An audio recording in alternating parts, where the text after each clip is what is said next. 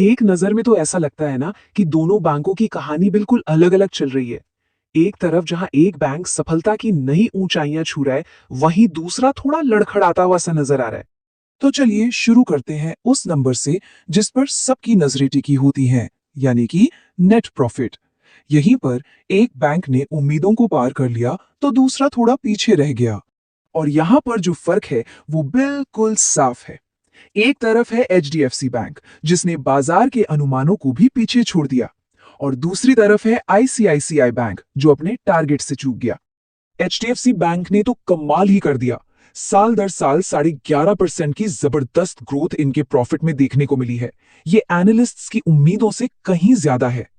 और वहीं दूसरी तरफ है आईसीआईसीआई बैंक, जिनका मुनाफा पिछले साल के मुकाबले 4% कम हो गया, जो बाजार के लिए थोड़ी निराशा वाली बात थी।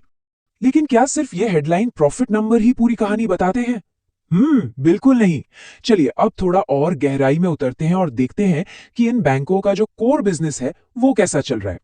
और यहीं पे कहानी थोड़ी सी बदल जाती है। जब हम दोनों बैंकों के कोर परफॉर्मेंस को देखते हैं तो तस्वीर कुछ और ही नजर आती है।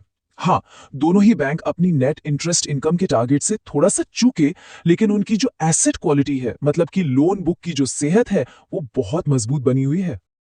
अब कोई सोच रहा होगा कि ये नेट इंटरेस्ट इनकम या एनआईआई आखिर है क्या चीज? देखिए, बहुत सिंपल है। ये वो पैसा है जो बैंक लोन पर ब्याज से कमाता है। उसमें से वो पैसा घटा दीजिए जो वो डिपॉजिट पर ब्याज देता है। यही किसी भी बैंक की कमाई का सबसे मेन जरिया होता है। और ये पॉइंट बहुत जरूरी है। मुनाफे के आंकड़े चाहे जो भी कहें, दोनों ही बैंकों ने यह दिखाया है कि उनके दिए हुए ज्यादातर लोन्स सुरक्षित हैं। उनके जो बैड लोन्स हैं, यानी एनपीए, उनका रेशियो काफी कम है, जो कि एक बहुत ही अच्छा साइन है। तो फिर सवाल वही है, अगर कोर बिजनेस दोनों का ठीक चल रहा था, तो प्रॉफिट में इतना बड़ा फर्क आया कहां से? हमारे एनालिसिस में जो बात निकल कर आई वो ये है कि असली खेल प्रोविजंस का है। एचडीएफसी बैंक का प्रॉफिट बढ़ने की एक बड़ी वजह ये थी कि उन्होंने भविष्य के, कह सकते हैं, बुरे लोन्स के लिए कम पैसे अलग रखे। असल में ये रकम पिछले साल से भी 10% कम थी। अब आईसीआईसीआई बैंक का नंबर देखें तो वो भी कुछ ऐसा ही है। लेकिन यहाँ एक लेकिन है। बाजार को उम्मीद थी कि ये आंकड़ा काफी कम होगा, और ये है वो सबसे बड़ी वजह। हमारे एनालिसिस का सबसे बड़ा खुलासा यही है, आईसीआईसीआई बैंक के प्रॉफिट पर रिजर्व बैंक ऑफ इंडिया के एक नए नियम का सीधा सीधा असर पड़ा, जिसकी वजह से उन्हें एक्स्ट्रा पैसा साइड में रखना पड़ा। तो ये प्रोविजनिंग होती क्या है?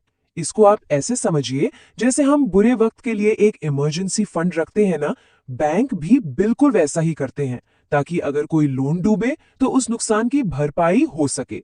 और आरबीआई के इसी खास नियम की वजह से आईसीआईसीआई के मुनाफे पर सीधा असर पड़ा। तो चलिए अब सारी बातों को एक साथ जोड़कर देखते हैं कि आखिर ये नतीजे हमें इन दोनों बैंकिंग दिग्गजों के बारे में असल में क्या बता रहे हैं।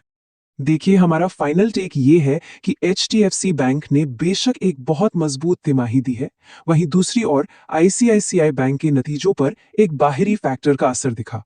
लेकिन इसका मतलब ये नहीं कि बैंक कमजोर है। उनका जो अंदरूनी, यानी कि कोर बिजनेस है, वो अभी भी बहुत मजबूत है।